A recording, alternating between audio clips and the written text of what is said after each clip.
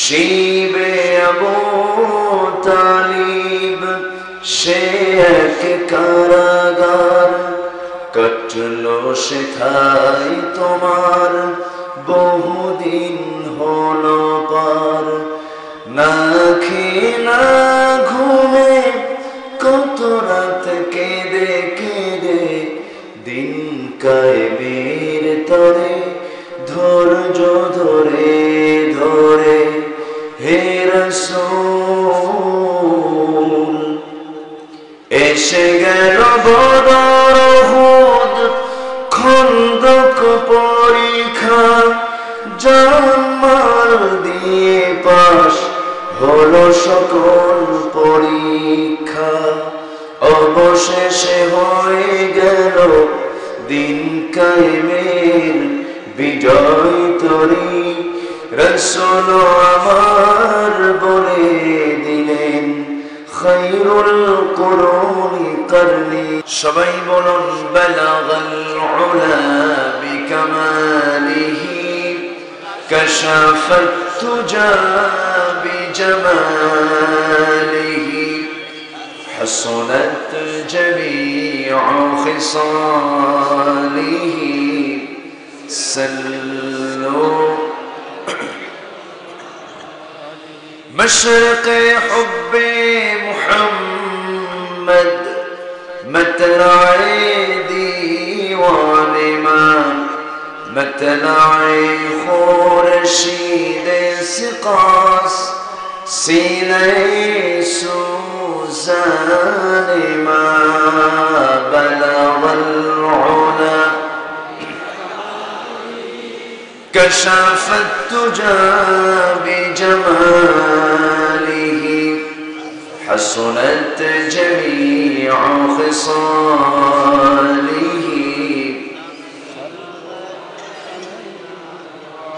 মহান জাল্লা শানহুর দরবারে আমরা সবাই লাখ কোটি সাজুদ শুকর আদায় করি, মুহাব্বাতান জোরালো কণ্ঠে বলে উঠছি আলহামদুলিল্লাহ।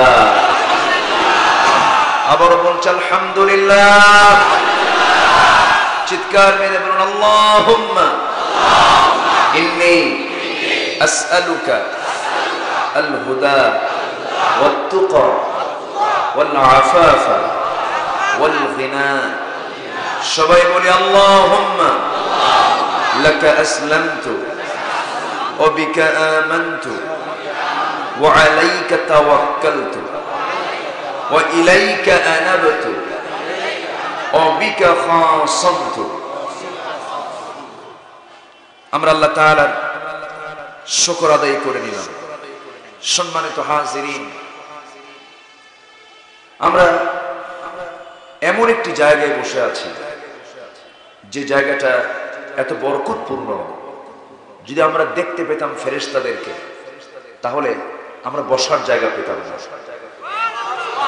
সুবহানাল্লাহ বলবেন না? ফেরেশতাকে যদি আমরা দেখতে পেতাম বসার জায়গা পেতাম না। এত ফেরেশতা এখানে বসে আছে, এত ফেরেশতা এখানে আঞ্জাম দিচ্ছে। আল্লাহু আকবার। কিসের কারণে? আসতে বলবেন না, কিসের কারণে? কোরআনের কারণে। ওই সমস্ত ফেরেশতারা কি বলতেছে?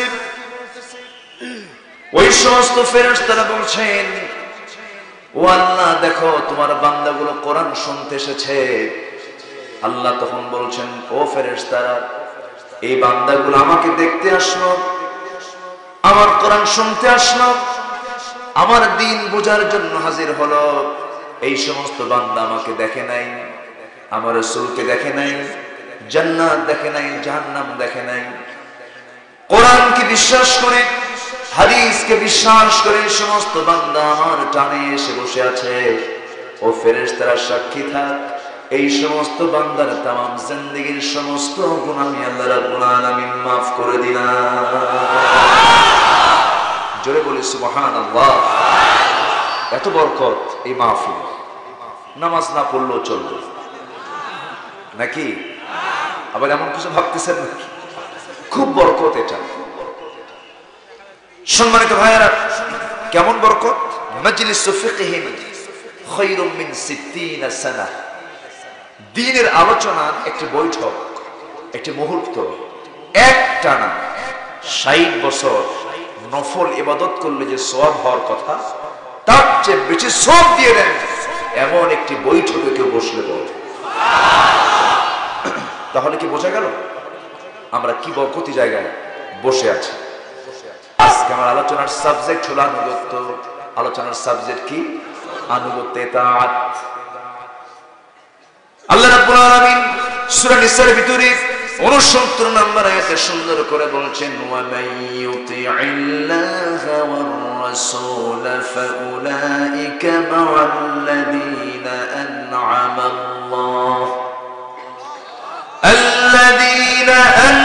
আল্লাহু আলাইহিম মিনান নাবিয়্যিনা ওয়াস-সিদ্দীকিনা ওয়াশ-শুহাদা'i ওয়াস-সালিহিন ওয়া হাসুনা উলাইকা রাফীকা। জোরে বলুন আল্লাহু আকবার। আল্লাহ রাব্বুল আলামিন বলছেন যারা আনুগত্য করবে, দুইজনের এখানে দুইজন আনুগত্যের কথা এসেছে। এক নাম্বার কার? আসতে বলবেন না, কার? আমার সৃষ্টিকারীকে, আমার পালনকারীকে, আমাকে খাওয়ানকে, আমার রিজিক যোগান দেনকে, আমার নাকে অক্সিজেন ঢুকায় দেনকে, আমার হার্টটা পরিচালনা করেন কে, আমার কলটা চালান কে? কলটা আমাদের বুকে না মাথায়? ভালো করে কম। একজন কয় মাথায়, আরেকজন কয় বুকে। এখন কোনটা ঠিক? একটা প্রাণী আছে যে প্রাণীটা সামনে চলতে পারে না, সে পিছনে যায়। তার ঠ্যাংগুলো পিছনের দিকে চলে আসে, সে সামনে যেতেই পারে না। সেই প্রাণীটার মাথায় থাকে মল। মাথায় কি থাকে? মল। এই জন্য সামনে না চলে সে পিছনের দিকে আসে। আমি তো মনে করি যারা এমনি গবেষণা করি, যারা বলার চেষ্টা করেন যে কলবটা মানুষের মাথার ভিতরে, বুকে নয়, তার হাদিসের বিরুদ্ধে কথা বলেন, কোরআনের বিরুদ্ধে কথা বলেন। আল্লাহ সুস্পষ্ট অসংখ্য আয়াত এসেছে, আমি সেই দিকে যাব না।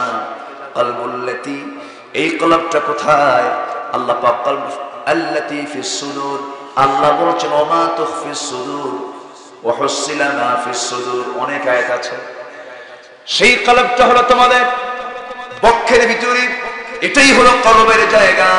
আল্লাহ রাব্বুল আলামিন বলছেন শোনো, সে কলবের দরজায় শয়তান ওয়াসওয়াসা দিতে পারে। সেই ওয়াসওয়াসা থেকে বাঁচার জন্য সাহায্য চাইতে হবে কার কাছে? আসতে বলবেন না, কার কাছে? আল্লাহর কাছে। আসলে আমরা আল্লাহর কাছে সাহায্য চাই, ওয়াসওয়াসা থেকে পানাহ চাই। আসুন সেই আল্লাহর আনুগত্যের বিষয়ে কিছু কথা শোনার চেষ্টা করি।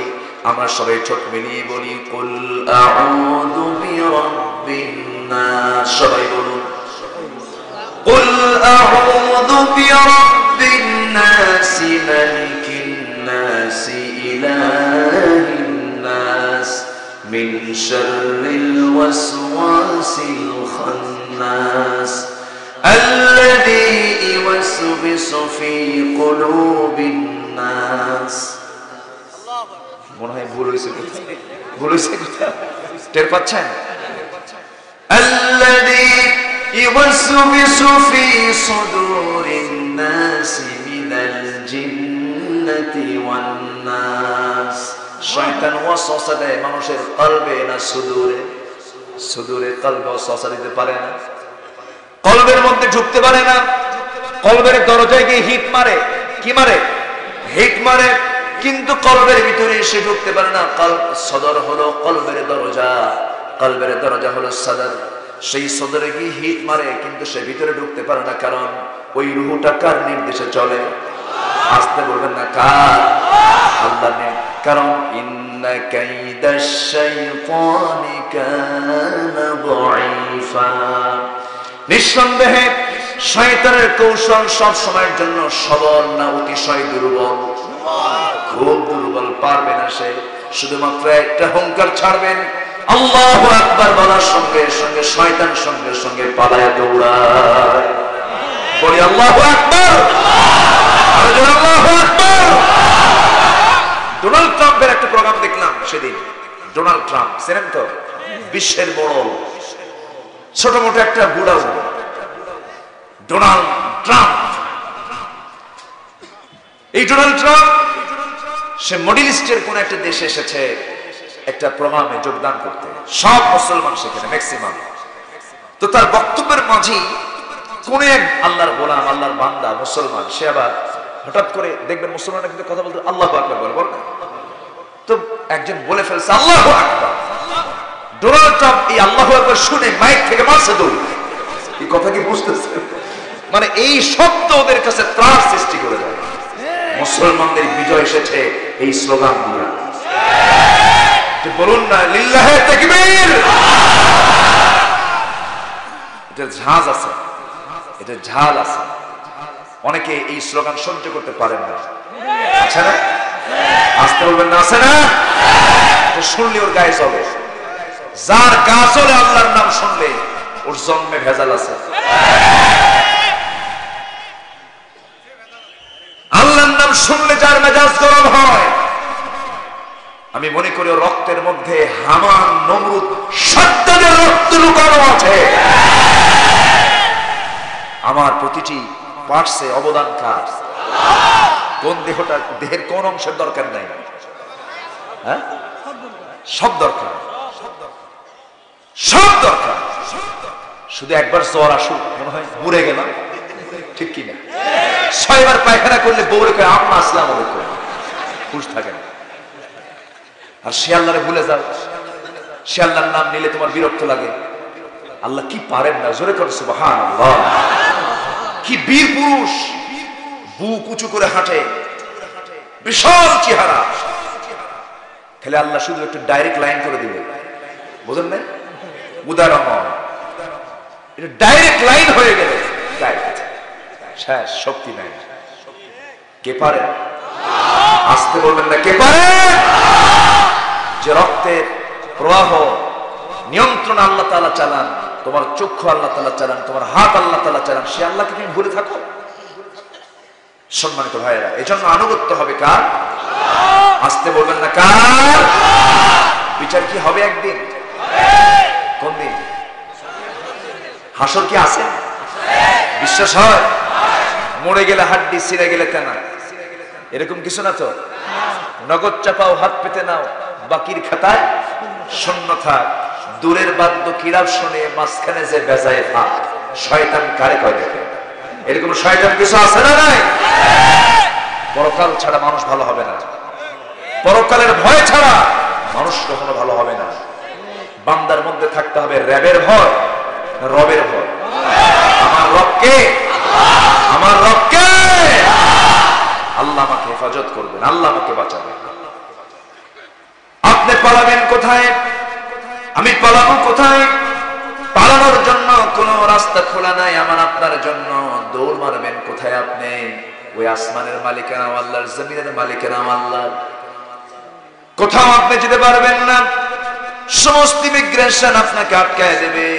আল্লাহ রাব্বুল আলামিন সেই জন্য বান্দাকে ডাক দিয়ে বলছেন, ইয়া মা'শারাল জিন্নি ওয়াল ইনসি ইন ইসতাতা'তুম আন তানফুযু মিন আকতারিস সামাওয়াতি ওয়াল আরদ ফানফুযু লা তানফুযুনা ইল্লা বিসুলতান ফাবিআইয়ি আলা'i রাব্বিকুমা তুকাযযিবান। জোরে বলুন আল্লাহু আকবার। কোথায় দৌড়াবে তুমি? দৌড় মেরে ক্লান্ত হয়ে আমার কাছে ফিরে আসতে হবে। আল্লাহ বলছেন, বান্দারা অতএব সবকিছু ছেড়ে দিয়ে আমার আনুগত্য কর, আমার গোলামি কর। আমার ভাইয়েরা, কেমনে আপনি লুকাবেন? কেমনে আপনি পালাবেন? প্রত্যেকটি দিনের ভিতরে আমার আপনার দেহের মধ্যে 5টা অঙ্গকে স্বতন্ত্র করেছেন কে? আল্লাহ পাক। 1 নাম্বার, আমার কণ্ঠ স্বতন্ত্র করে দিয়েছেন কে? আমার কণ্ঠ আপনার কণ্ঠ কখনো মিল হবে? আসতে বলবেন না, মিল হবে? ভাইয়ের ভাইয়েরটা মিল হবে? হবে না, একটু ডিফারেন্স থাকবে। যদি এই ডিফারেন্স যদি না থাকতো, আব্দুল গাফফার, আব্দুল গফুর, আব্দুল মালিক, আব্দুল শাকুর সবার কণ্ঠ একরকম। আব্দুল গফুরের বাড়ি থেকে আব্দুল শাকুর ডাকবে, ও ও ময়নার মা দরজা খুলো, রাত 3টার দিকে আপনি মাহফিলে আসছেন। এখন ময়নার মা মনে মনে চিন্তা করবে স্বামী তো আমার আসছে, দরজা খুলে দেই। দরজা খুলে দেখে ময়নার বাপ না, এটা হারামজাদা। কি কথা কি বোঝা গেল? বেকায়দা হয়ে যেত। কার ঘরে কি ঢুকতো, কে কোন কর্মগুলো করে ফেলতো, আল্লাহ পাক সিকিউরিটি কোড দিয়েছেন, কণ্ঠের সঙ্গে কণ্ঠের কোনো মিল নাই। নাম্বার 2 হলো জিহ্বার সঙ্গে জিহ্বার কোনো মিল নাই। এই জিহ্বা স্বতন্ত্র করেছেন কে? আল্লাহ। প্রত্যেকটি জিহ্বার ভিতরে 357টা রেখা দিয়ে দিয়েছেন। 357 রেখা বিশিষ্ট একটা জিহ্বা। ওই জিহ্বা, আপনার জিহ্বার সঙ্গে পৃথিবীর কোনো জিহ্বার মিল নাই। আল্লাহু আকবার বলেন। এরপরে মুখের প্রিন্ট, এই যে 10টা আঙ্গুল দেখতে পেতেছেন, 10টা আঙ্গুলের সমস্ত আগাগুলো যা আছে, এই আগার যে প্রিন্ট আছে, এই প্রিন্টের সঙ্গে পৃথিবীর কোনো প্রিন্ট মিলবে না। যদি মিলে যেত, কাহার রেজিস্ট্রি অফিস সব বন্ধ হয়ে যেত। রেজিস্ট্রি অফিসে কোনো রেজিস্ট্রি হতো না। কার সম্পত্তি কে দখল করতো? আপনার সম্পত্তি আপনি সিকিউরিটি কোড দিয়ে আপনার নামে করে নিয়েছেন, নখের এই প্রিন্ট দিয়া। এই নখের প্রিন্ট যদি না মিলতো, সবার নখের প্রিন্ট যদি সমান হয়ে যেত, সব হতো কুসু। সব হতো কি? কুসু হয়ে যেত, কোনো কিছুই হতো না। অবদান কার? আসতে বলবেন না কার? নাম্বার 4 হলো চোখের প্রিন্ট। এই যে চোখের ভিতরে মনি আছে, কর্নিয়া আছে, এই চোখের প্রিন্ট যা আছে, চোখের প্রিন্টের সঙ্গে কোনো চোখের প্রিন্ট মিলবে না। আপনি উন্নত বিশ্বে চলে যান, আপনি চলে যান আমেরিকা, চলে যান ইউরোপ, চলে যান মিডল ইস্টের কোন একটা দেশে, মালয়েশিয়া, সিঙ্গাপুরে যান। যখনই যাবেন আপনি আগে আপনার 4-8টা 10টা আঙ্গুলের ছাপ নিয়ে নেবে। এরপর আপনার চোখের প্রিন্টটা নেবে, একটা ক্যামেরা মারবে। ওই যে আপনি ক্যামেরা বন্দী হয়ে গেলেন, আপনি পালাবেন কোথায়? মালয়েশিয়া, সিঙ্গাপুর থেকে আপনাকে খুঁজে বের করবে তারা। এই চোখের প্রিন্ট দিয়া, এই দুনিয়ার এই চোখের প্রিন্টে যদি এমনটা হতে পারে, আল্লাহ কি সেই চক্ষুকে তিনি আবার জিন্দা করতে পারেন না? আপনি বলবেন না পারেন না? এমন ক্ষমতা কার আছে? আল্লাহ 5টা অঙ্গকে স্বতন্ত্র করেছেন। একটা হলো মানুষের চামড়া। এই যে চামড়া, আমার আব্দুল মান্নান ভাইয়ের চামড়া, আমার হামিদুল ভাইয়ের চামড়া, ওনার চামড়া আমার চামড়া যদিও দেখতে একরকম দেখা যাচ্ছে, কিন্তু চামড়ার সঙ্গে কোনো মিল নাই। তখন মিল নাই বোঝা যাবে যখন অপারেশনের প্রয়োজন হয়ে যাবে। হঠাৎ করে রোড অ্যাক্সিডেন্টে মান্নান ভাই অ্যাক্সিডেন্ট করলেন, তার গালের মাংস ছিঁড়ে নেমেছে, গোশত সহ চামড়া সহ নিচে নেমে চলে আসছে। আমরা আবার এরকম কামনা করি না, কিন্তু আল্লাহ তুমি তার হেফাজত করো। জোরে কোন আমিন, আর জোরে কোন আমিন। জাস্ট এক্সাম্পল, এখন গালের চামড়া গোশত সহ নিচের দিকে নেমে আসছে। এখন কি করা যাবে? ডাক্তার বলে দিলেন এটাকে ফিল আপ করা যাবে। কিছু গোশত, কিছু চামড়া লাগবে। গরুর চামড়া, ছাগলের চামড়া নাকি? কার চামড়া? মানুষের না। যার অ্যাক্সিডেন্ট হয়েছে তারই চামড়া লাগবে, তারই গোশত লাগবে। আল্লাহ রাব্বুল আলামিন এক্সট্রা করে মাংস দেহের মধ্যে রেখেছেন কি রাখেন নাই? রেখে দিয়েছেন। নিতম্বের দিকটা রেখেছেন, মাসলের দিকটা রেখে দিয়েছেন, যা দেখা যাবে না কাপড় দিয়ে ঢাকা থাকবে, মুখ তো দেখা যায়। ডাক্তার করবেন কি? এই মুখের অপারেশন করার আগে পায়ের দিকে অথবা মাসলের দিকে অপারেশন করে ওই জায়গা থেকে গোশত চামড়া কেটে নিয়ে আপনার মুখের মধ্যে লাগায় দিয়ে সুন্দর করে সার্জন সুন্দর করে অপারেশন করে দিবেন। জোরে কোন সুবহানাল্লাহ। ডাক্তারকে আসতে বলবেন না কে? মূল ডাক্তারটা কে? আল্লাহ পাক। আমার বন্ধুগণ, 50 যখন পার হয়ে যায়, প্রত্যেকটা মানুষের উচিত ডাক্তারের কাছে চলে যাওয়া। একটু বডি চেক আপ করা উচিত, একটু হার্ট চেক আপ করা উচিত। এই বিজ্ঞান কে দিয়েছেন? আসতে বলবেন না কে দিয়েছেন? মানুষের মধ্যে এই জ্ঞানটা দিয়েছেন কে? আল্লাহ দিয়েছেন। অবহেলা করা উচিত না। এই দেহের দাম আছে না নাই? শরীরটাকে মজবুত রাখতে হবে, রোগ মুক্ত রাখতে হবে। ওই হার্টের প্রবলেম সাধারণত 50 বছর পর হয়ে যায়। ওই হার্টের অনেক সময় ব্লক হয়ে যায় খাবারের কারণে, সেই রক্ত সঞ্চালনের সমস্যা হয়ে যায়, রক্ত চলাচল করতে পারে না। ওই সময় ডাক্তার বলে দেন, রোগী তুমি যদি বাঁচতে চাও অবশ্যই তোমার বাইপাস সার্জারি করতে হবে, অপারেশন করতে হবে। বাইপাস সার্জারি মানে রক্ত চলাচলে বাধা হচ্ছে, সাইড ডাইরেক্ট রগ লাগায় দিয়া রক্তটা যেন বারবার ঘুরতে পারে, চলাচল করতে পারে, এমন একটা লাইন তৈরি করতে হবে। তাহলে তারের দরকার, রগের দরকার, ভেইনের দরকার। এই রগই ভেই নেই তার, তো কোনো গরুর রগ দেওয়া হবে না, ছাগলের রগ দেওয়া হবে না, বাবার জন্য ছেলের রগ দেওয়া হবে না, ছেলের জন্য বাবার রগ দেওয়া হবে না।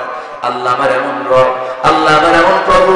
আল্লাহ বলছেন বান্দারে পায়ের দিকে তোর এক্সট্রা করে কিছু তার লাগায় দিয়েছি, এক্সট্রা করে কিছু তার কিছু রগ দিয়ে দিয়েছি, পার মধ্যে থেকে অপারেশন করে নে, কেটে নিয়ে সেই তারটা লাগায় দিয়া বাইপাস করে নে।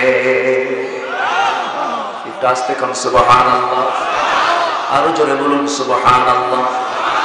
আমার ভাইয়েরা, সে আল্লাহ বলছেন বান্দারে এত কিছু আমি তোরে দিয়ে দিলাম, এত সূক্ষ্ম সূক্ষ্ম এত কিছু আমি তোকে দান করলাম, বান্দা তোর দায়িত্ব হলো সকল আনুগত্য ছেড়ে দিয়ে তুই আমার আনুগত্য করবি, আমার হুকুমটা মেনে চলবি, আমার হুকুম মানবি, আমি তোর সব কিছু নিয়ামতটা উজাড় করে দেব এবং সর্বোত্তম পুরস্কার আমি তোকে জান্নাত দিয়ে দেব। সুবহানাল্লাহ। আমার বন্ধুগণ, অনেক কথা আছে, যখন শুরু করেছি আজকে একটু সময় নিয়ে শেষ করতে চাই। কেউ তো কিছু কম না, জোরে বলি ইনশাআল্লাহ, আরো জোরে বলি ইনশাআল্লাহ। সময় যদি একটু বেশি লাগে সবাইকে আমাকে সময় দিবেন, সময় দিবেন না মানে থুয়ে চলে যাবেন। একজন আলোচকের সামনে থেকে যখন কোন শ্রোতা ওঠে, একজন শ্রোতা যদি ওঠে, তখন মনে হয় কি জানেন, সে আলোচকের কলেজের তার একটা করে ছিঁড়ে যাচ্ছে, দারুণ কষ্ট পায় সে। আমরা কেউ যাব না, একটু ধৈর্য সহকারে শুনবে। একজন কবি বলছেন সারা রাত থাকবো, কে যেন একটা সাউন্ড দিয়েছে, এটাও অতিরিক্ত হয়ে যায়। সারা রাত থাকলে কি আমি আর বাঁচবো? আমার তো কাম সাদা হয়ে যাবে। বসো, আমি নির্দিষ্ট সময়ের মধ্যেই শেষ করার চেষ্টা করছি। সাবজেক্ট হচ্ছে আনুগত্য হবে কার? আসতে বলবেন না কার? আল্লাহ পাক। এই আনুগত্যের মাঝে প্রতিবন্ধক কিছু কাজ আছে, যেরকম 5টি কাজ যার মধ্যে থাকবে আল্লাহ তাকে কখনো মাফই করবেন, আল্লাহ তাকে কখনো মাফ করবেন। 5টা কাজ। এই 5টি কাজ কি একটু পরে আসতেছে, মনে রাখবেন, মনে করে দিবেন আমাকে, মনে করে দিবেন। আমি ওই পয়েন্ট আবার যাচ্ছি। দেখেন আল্লাহ পাক বলছেন ভালোবাসার কথা না আনুগত্যের কথা? ভালো করে বলবেন, ভালোবাসার না আনুগত্যের? আনুগত্যের। আমি কিন্তু এখানে শুধু ওয়াজ করতে আসিনি, আমি এখানে এসেছি কিন্তু একটা ক্লাস নিতে। একটা ক্লাস হচ্ছে কিন্তু এটা। ওই দেখবেন কিছু কিছু জায়গা আছে খালি মানে 2-3 ঘন্টা 100 বন্ধকের মারে টান, এক টানে 3 ঘন্টা আছে না, ক্যান্ডাজার সাবজেক্ট নেই, কিচ্ছু নেই। না, বুঝতে হবে, বুঝতে হবে। সম্মানিত ভাই, আবার কিছু কিছু আলোচক আছে দেখবেন জিকিরের ঠেলায় জিকির করতে করতে পায়জামা থাকে না, লাভ মেরে টেবিলে চলে আছে না। ওরে বাপ রে বাপ, ভালোই তো জানেন। দেখি একজন আছে, সে বলে আমি যা করি তাই ভাইরাল হয়। মানে মানুষ একজনের নাম শুনলে বলবে খুব ভালো, সে ব্যক্তিত্ব সম্পন্ন, কিন্তু তার নাম শুনলে মানুষ হাসে। নাম শুনলে কি করে? হাসে। মানে তার আচরণটা মানুষের কাছে প্রশ্নবিদ্ধ। এটা ঠিক নয়, এটা উচিত নয়। কোরআনের আলোচনায় যারা এরকম ব্যঙ্গচিত্র মঞ্চে মঞ্চস্থ করে, ওদেরকে ঘাট ধরে মঞ্চ থেকে নামায় দেওয়া দরকার, ঠিক কিনা? কারণ এটা কিসের আলোচনা? আসতে বলবেন না, কিসের আলোচনা? কোরআনের আলোচনায় থাকতে হবে ভাব গাম্ভীর্য, থাকতে হবে নীরব পরিবেশ, আদব, একটু সুন্দর পরিবেশ থাকতে হবে। নাচানাচি, ফালাফালি, তার নারে বান্দরে কলা খাইছেন দূরে, এগুলো করা যাবে না। কষ্ট হচ্ছে আপনাদের? সম্মানিত ভাইয়েরা, আদব থাকবে কেমন? আদব তো জাতির নাই, আদব অনেক আগে চলে গেছে। বাদশাহ আলমগীর তার ছেলে একটু বেয়াদবি শিখতেছিল, শিক্ষক আসছে পড়াতে। বাদশাহ আলমগীর বললেন, বাবা তোমার শিক্ষক তোমাকে পড়াতে এসেছে। বাদশাহ আলমগীরের ছেলে তো বাদশার ছেলেই, রাজখোঁজ বসে গেছে। বাদশাহ আলমগীর বলছে, বাবা তোমাকে একটা কাজ করতে হবে। কি? হাতে বদনা নাও। বদনা নিয়েছে ছেলে। এবার বলতে, তোমার 2 হাতে, তুমি যে রাজার ছেলে, তোমার 2 হাতে তোমার শিক্ষকের 2 পা ধুয়ে দাও। আল্লাহু আকবার বলবেন না? তোমার 2 হাত দিয়ে তোমার শিক্ষকের 2 পা ধুয়ে দাও। অহংকারকে চূর্ণ করো। তুমি রাজার ছেলে হতে পারো, তোমার চেয়ে অনেক সম্মানী বেশি হলো তোমার শিক্ষক। শিক্ষককে সম্মান করো। আর আজকে এই জাতি শিক্ষককে এমন সম্মান করে, 2 পা না ধুইয়া, 2 হাত পা ধুইয়া গোটা দেহ পুকুরে দেয় ফেলে। হুজুর ডুব দিয়ে ওঠেন। কি কথা বলছেন? এই হলো জাতির অবস্থা। শিক্ষকের কোনো সম্মান নাই, নেতার কোনো দাম নাই কর্মীর কাছে। কর্মী কয় কি কিসের 4 টাকার নেতা, ঠিক কিনা বলেন? মঞ্চে এসে জনসভায় এসে আলোচনার মধ্যে শুরু হয়ে যায় সিয়ার নেমানামা, ঠিক কিনা? আদব আজকে হারিয়ে যাওয়ার পথে। কেন জানেন? এটার মূল কারণ হলো এটার পেছনে রয়েছে একটা বেয়াদব নেতৃত্ব, ঠিক কিনা? বেয়াদব নেতৃত্ব কাজ করছে। সম্মানিত ভাইরা, আদব শিখিয়েছেন মুহাম্মদ সাল্লাল্লাহু কি আদব তিনি দেখিয়েছেন! আল্লাহু আকবার। আমার ভাইরা, আল্লাহর আনুগত্য হতেই হবে। আল্লাহর আনুগত্যর আগে আল্লাহকে পেতে হলে আরেকটা জায়গা আবার সুন্দর করে ক্লিয়ার করে আল্লাহ রাব্বুল আলামিন বলছেন, তোমরা আমার ভালোবাসা যদি পেতে চাও আমার নবীর তোমরা ইত্তেবা করো। এমন আয়াত আছে না নাই? আমার আপনার ঘরের আয়াত, আমার আপনার মুখের আয়াত। যারা একটু কোরআন চর্চা করেন, হাদিস চর্চা করেন, আয়াতটা মুখস্থ থাকার কথা। আমার সঙ্গে ঠোঁট মিলিয়ে মিলিয়ে সবাই বলুন, কুল ইন কুনতুম তুহিব্বুনাল্লাহা ফাত্তাবিউনি ইউহিব্বুকুমুল্লাহ ফায়াগফির লাকুম যুনুবাকুম ওয়াল্লাহু গফুরুর রহিম। জোরে বলুন আল্লাহু আকবার। कि मोहम्मद से वफा तूने तो हम तेरे है, ये है जहां चीज है क्या लौह कलम तेरे है। मोहम्मद के যদি ভালোবাসা পাবে আমার লৌহ কলম লুভিবে তোমরা। মাটির পৃথিবীর সেকোন ছাড় দুনিয়াও পাবে, আখিরাতও পাবে। নিজের জীবনের চাইতে রাসূলকে বেশি ভালোবাসতে হবে।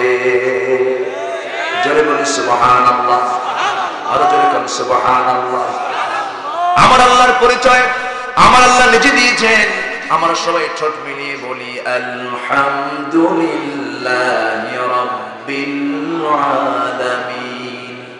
আর আমার আল্লাহ আমার নবীর পরিচয় দিয়ে জানিয়ে দিলেন, ওয়া মা আরসালনাকা ইল্লা রাহমাতাল লিল আলামিন। জোরে বলি আল্লাহু আকবার। কি সম্মান আল্লাহ আমার রাসূলকে দান করেছে। আমার আল্লাহ একটা বারের জন্য আল্লাহ তার রাসূলকে নাম ধরে ডাকেন নাই। বড় মানুষকে নাম ধরে ডাকে এটা বেয়াদবি না?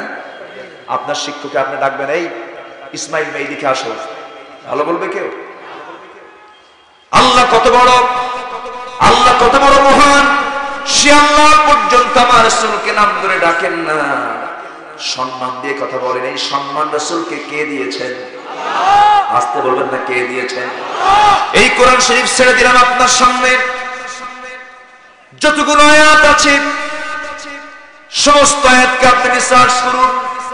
৬২৩২ আয়াত, তার কিছু কম বেশি হতে পারে, কিন্তু অনেকে ৬৬৬৬ আয়াত বলেন।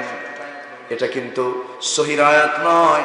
৬৬৬৬ আয়াত বলবো না, যে কয়টা আয়াত আছে সেই কয়টা আয়াতকে আপনার রিসার্চ করে দেখুন, গবেষণা করে দেখুন। একটা আয়াত আপনি খুঁজে পাবেন না যে জায়গায় আমার রাসূলকে একটা বারের জন্য আল্লাহ পাক ডেকেছেন ইয়া মুহাম্মদ, কোথাও দেখতে পাবেন না। ইয়া আহমদ দেখতে পাবেন না। বরং আল্লাহ রাসূলকে আল্লাহ পাক সম্মান জানিয়ে ডাক দিয়েছেন, ইয়া আইয়ুহান নাবিয়্যু জাহিদিল কুফফারা ওয়াল মুনাফিকিন। জোরে বলুন আল্লাহু আকবার। আরেক জায়গায় ডাক দিচ্ছেন, ইয়া আইয়ুহার রাসূল বাল্লিগ মা উনজিলা ইলাইক। আরেক জায়গায় ডাক দিচ্ছেন এত সুন্দর করে, ইয়া আইয়ুহাল মুসাম্মিলু কুমিল লাইলা ইল্লা কালিলা। আরেক জায়গায় ডাক দিচ্ছেন, ইয়া আইয়ুহাল মুদাথথির কুম ফাআনযির ওয়া রাব্বাকা ফাকাব্বির ওয়া থিয়াবাকা ফাতাহহির ওয়ার রুজজা ফাহজুর। জয় বলুন আল্লাহু আকবার। কোথাও আমার রাসূলকে আল্লাহ পাক নাম ধরে ডাকেন নাই, বরঞ্চ এক জায়গায় দু জায়গার নাম ধরেছেন, কিন্তু সেই জায়গায় সম্মান দিয়ে বলেছেন মুহাম্মাদুর রাসূলুল্লাহি ওয়াল্লাযীনা মা'আহু আশিদ্দাউ আলাল কুফফারি রুহামাউ বাইনাহুম তারাহুম রুকআন সুজদান ইয়াবতাগুনা ফাদলান মিনাল্লাহি ওয়া রিদওয়ানা। জোরে বলুন আল্লাহু আকবার। কি সুন্দর করে ডেকেছেন, ওয়ামা মুহাম্মাদুন ইল্লা রাসূল ক্বাদ খালাত মিন ক্বাবলিহির রাসূল। জোরে বলুন আল্লাহু আকবার। এই সম্মানটা দিয়েছেন কে? আসতে বলবেন না কে? আর সেই রাসূলকে নিয়ে কত বাজে কথা বললো। ভোলার বিষয় তো আসতেই পারে, অনেকে ভোলাটাকে আসতে কথা বল, হুজুর ভোলার কোনো কথা বলবেন না। যে লোকটা বলবে আপনি ভোলার কথা বলবেন না, সে কাট্টা মুনাফিকের বাচ্চা। ঠিক কি না? আমার ভাই জীবন দিবে, আমি তার পক্ষে কথা বলবো না? এটা কোনো কথা নাকি? ভোলাতে যে 4টা প্রাণ চলে গেছে, আমি নিশ্চিত হরফ করে বলতে পারি নবীর জন্য তারা জান দিয়েছে, তারা নিশ্চিত জান্নাতের মেহমান। হাসতে হাসতে তারা জীবন দিয়ে দিয়েছে। সম্মানিত ভাইয়েরা, রাসূলকে নিয়ে যদি কেউ বাজে কথা বলে, তার কি পৃথিবীতে বেঁচে থাকার রাইটস থাকতে পারে? আসতে বলবেন না পারে। সে হয়ে যায় মুরতাদ। কি হয়ে যায়? মুরতাদ হয়ে যায়। মুসলমান হয়ে যদি এমন আচরণ করে, সে তখন মুরতাদ হয়ে যায়। এমন জাতীয় আচরণ একবার না, দুবার না, বহুবার হয়েছে আমার দেশে। ঠিক কিনা? তাসলিমা থেকে শুরু করে বহু নাস্তিকরা এই সমস্ত আচরণগুলো করে আসছে রুটিন ওয়ার্কের মতো। আমরা এই দাবিটা করব। এখানে অনেক সপ্ত মুসলমান ভাইরাই বসে আছেন ম্যাক্সিমাম। আমি তাদের কাছে এই দাবিটা করব। এই বিশাল মাহফিলের জনসমক্ষে আমি এই কথাটা বলতে চাই, দয়া করে, রাসূল তো আমাদের সবার। যে রাসূলকে আল্লাহ সম্মান দেন, আর সেই রাসূলকে নিয়ে যারা কথা বলেছে, ওদের জিহ্বা টেনে ছেড়ে দরকার। ঠিক কিনা? দরকার হলো ওদেরকে ধরে এনে 0 পয়েন্টে দাঁড় করায়া শুট করে দুনিয়া থেকে বিদায় করে দিয়ে রক্ত মাংস হাড় হাড্ডি কুত্তা বিলাই দিয়ে খাওয়ার দরকার ছিল মুসলমান। এবারের পক্ষে রাজি আছেন কারা কারা?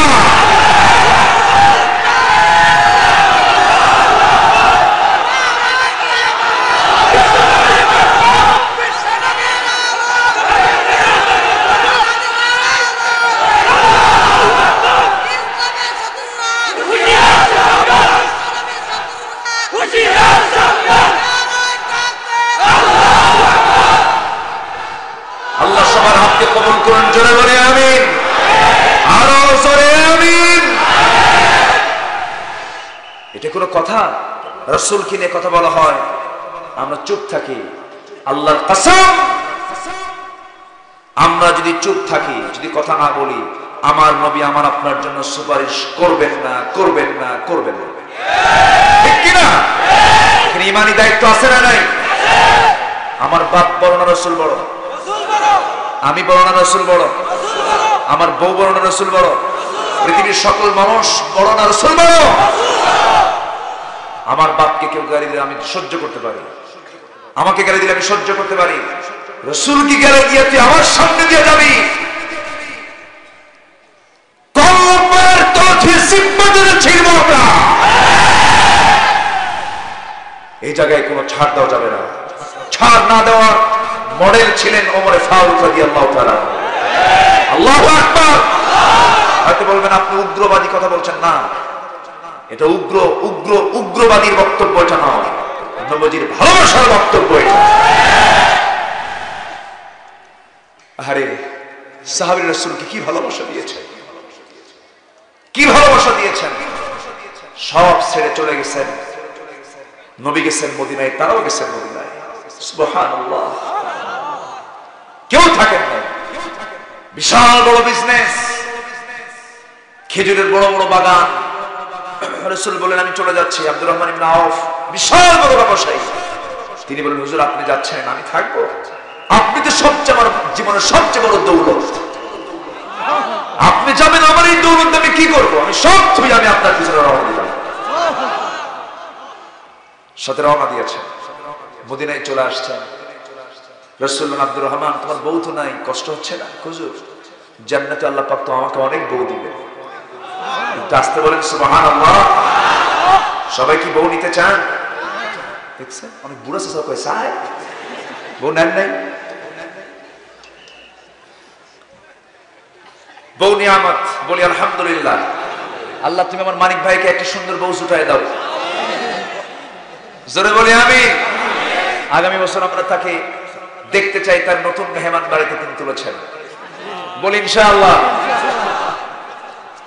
সম্মানিত ভাইয়েরা, বিয়ে সুন্নাত, আর নিকাহু সুন্নাত। রাসূল বলেছেন বিয়ে হচ্ছে আমার সুন্নাত। জোরে বলেন সুবহানাল্লাহ।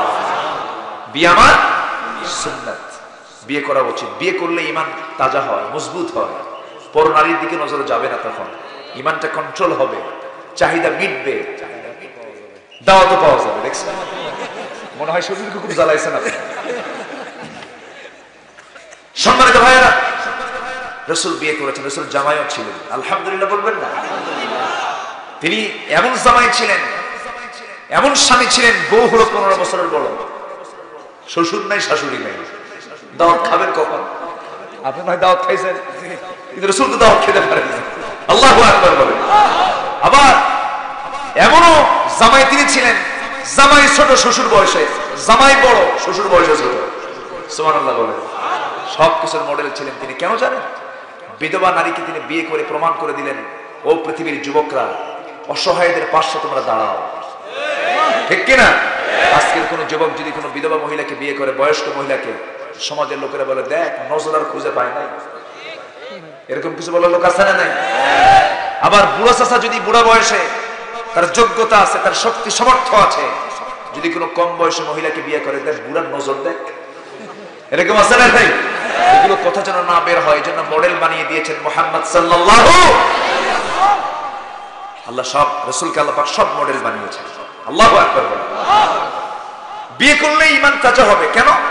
বউ হচ্ছে ঈমানের পাহারাদার। বউ ঈমানের কি? পাহারাদার। আপনি বউকে সাথে নিয়ে যদি রাস্তায় যান, আপনি কোনো মহিলার দিকে তাকাতেই পারবেন না। পারবেন?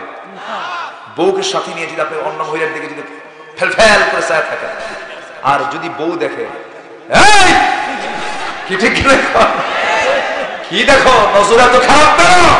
কুত্তার নজর তোমার, কি বোঝেন না? ওখানে গন্ডগোল শুরু করে দেবে। এই জন্য বউকে সাথে নিয়ে যাবে। বউকে সাথে নিলে বরকত কমবে না বাড়বে? বেড়ে যাবে। রাসূল যুদ্ধের ময়দানে বউর সাথে নিয়ে গেছেন। সুবহানাল্লাহ বলবেন। উহুদ যুদ্ধ চলতেছে, উহুদ যুদ্ধ, দাঁত ভাঙার যে যুদ্ধ, সেই যুদ্ধে রাসূল সারাদিন ব্যস্ত। রাতের দিকে খিমার ভিতরে, তাবুর ভিতরে ঢুকে বলছেন, আয়েশা তোমাকে টাইম দিতেই পারি না, চলো তো আজকে একটু দৌড়াদৌড়ি করি।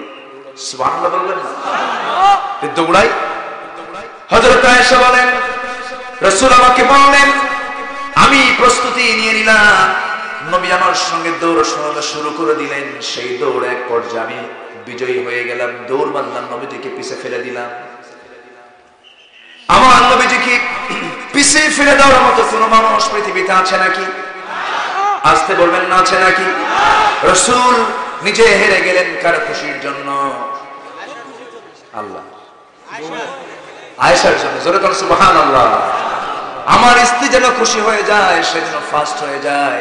নবী দৌড় মারেন না, আয়েশা ফার্স্ট হয়ে গেছে। অনেকদিন পর মদিনার মাটিতে রাসূল একদিন বলছেন, আয়েশা ফার্স্ট হয়ে বসে আছো, আমার কি প্রতিশোধ নিতে হবে না? আজকে দেখি দৌড়ের পাল্লা কে পারে। আমার নবীজি সেই দিন দৌড়ের পাল্লা দেওয়া শুরু করলেন। এক দৌড়ে আয়েশাকে পিছে ফেলে দিয়ে আবার ঘুরে এসে মুখটা ঘুরায়া মুস্কা হাসি মেরে বললেন, আয়েশা দৌড় মেরে জিতাইছিল, আজকে আমি জিতাই তোমারে হারায়া দিলাম। জোরে বলুন সুবহানাল্লাহ। আরো জোরে বলুন সুবহানাল্লাহ। হযরত আয়েশা বলেন, নবীজি আমার রুটি পছন্দ করতেন এবং ছাগলের গোশত পছন্দ করতেন। এটা দুটো পেলে রাসূল খুব খুশি হয়ে যেতেন। যখন আমি খেতে দিতাম, রাসূল আমার দিকে প্লেটটা ঠেলে দিতেন আর বলতেন, আয়েশা তুমি আগে শুরু করো, তুমি আগে শুরু করো, এরপর আমি শুরু করব। রাসূল বলতেন, আয়েশা তুমি আগে দুধের উটের দুধ পান করো, গ্লাসটা রাসূল তার হাতে আগায় দিতেন, রাসূলকে আগে দিতেন, তিনি আবার আগায় দিতেন, আয়েশা তুমি আগে শুরু করো। খাওয়ার পরে অবশিষ্ট দুধ রাসূল খেয়েছেন, আমার নবীজি আগে খেতেন না খাওয়াতেন? বলেন বলেন বলেন, আগে খেতেন না খাওয়াতেন? রাসূলের নেতা আজকের সমাজে যারা অধিকাংশ নেতা আগে খায় না খাওয়ায়? আমি কিন্তু বলি না। আমার ভাইয়েরা, আমার নবীজি আগে খেতেন না, আগে খাওয়াতেন, আগে পান করাতেন, এরপরে নবীজি পান করতেন, বউকে পর্যন্ত আগে খাওয়ায় দিতেন। আমরা বউকে আগে খাওয়াবো? দেখেন কেউ কেউ কিছু করে না, চুপ হয়ে আছে। কি করেন আপনি? উল্টা পাল্টা এগুলো আজকে আমরা শুনবো নাকি? বউকে আমরা আগে খাওয়াবো, জোরে বলি ইনশাআল্লাহ। ছোট ছোট বাচ্চাকে ইনশাআল্লাহ। কারে যে খাওয়াবে আল্লাহ।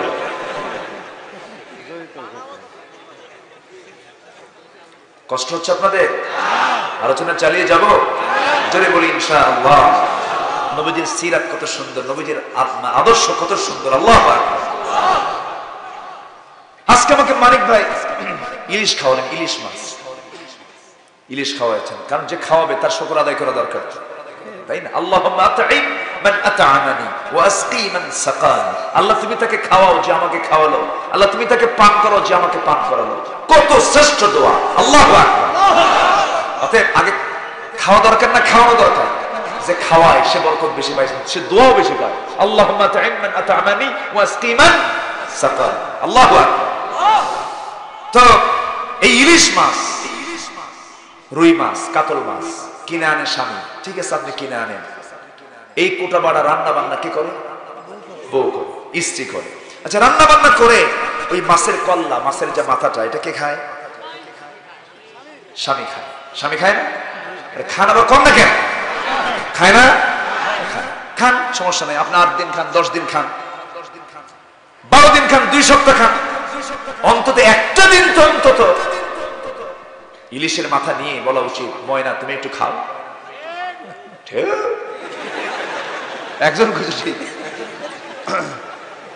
এখন আমার এই ওয়াজ শোনার পর আমার মায়েরা মনে মনে চিন্তা করছে, হুজুর ভালো কইরা কম, জীবনে মাছের মাথা কপালে জোটে নাই। আমার মায়ের আজকে দারুণ খুশি, হুজুর যাক আজকে থেকে আমরা কাল্লা খাওয়ার অনুমতি পেয়ে গেলাম। খাবেন। স্বামী বিদায় আগে না খায় আপনাকে খান, সুন্নাত। জোরে বলি আলহামদুলিল্লাহ। এতে মোহাব্বত কমে না বাড়ে? বেড়ে যায়।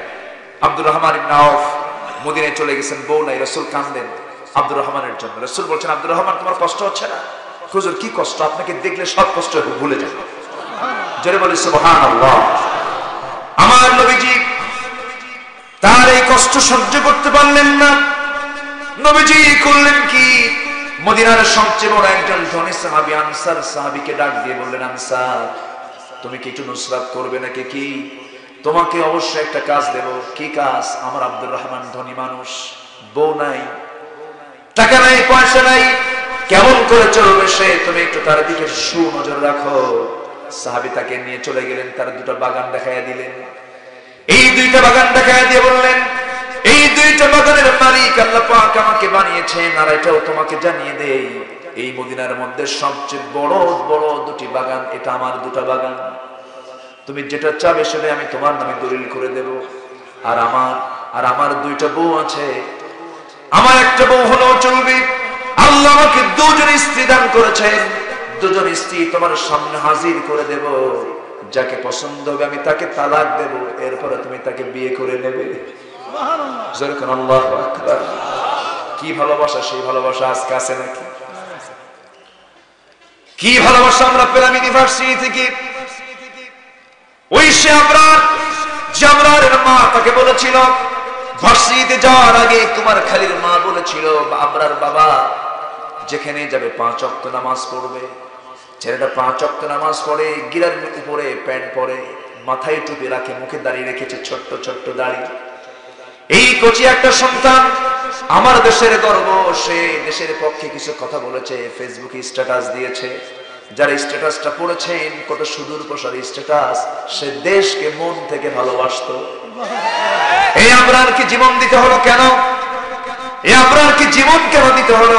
এর কারণ হলো সে নামাজটা পড়েছিল, সে মানুষকে নামাজের জন্য ডেকেছিল, দেশের পক্ষে কথা বলেছিল। একই ক্লাস, একই সহপাঠী, একই হলের মধ্যে থাকে, ক্রিকেটের স্ট্যাম্প দিয়ে 5-6 জন মিলে পিটায় 5 ঘন্টায় মেরে ফেলে দিল। এটিকে মানুষের কাজ নাকি? আসতে বলে, এটিকে মানুষের কাজ নাকি? যেই বইয়েতে এদেশের সবচেয়ে মেরিট ছাত্ররা, মেরিটোরিয়াস স্টুডেন্টরা সব চলে যায়, সেখানে ভর্তি অ্যাডমিশন টেস্টে চান্স পেয়ে যায়। সেই ভার্সিটির ছাত্রদের ভিতরে যদি এমন জাতীয় যদি মানসিকতা তৈরি হয়ে যায়, অবশ্যই শিক্ষার মধ্যে কিছু ঘাটতি আছে না নাই? আসতে বলবেন না, আছে না নাই? সে ঘাটতি হলো কিসের? শিক্ষার ঘাটতি।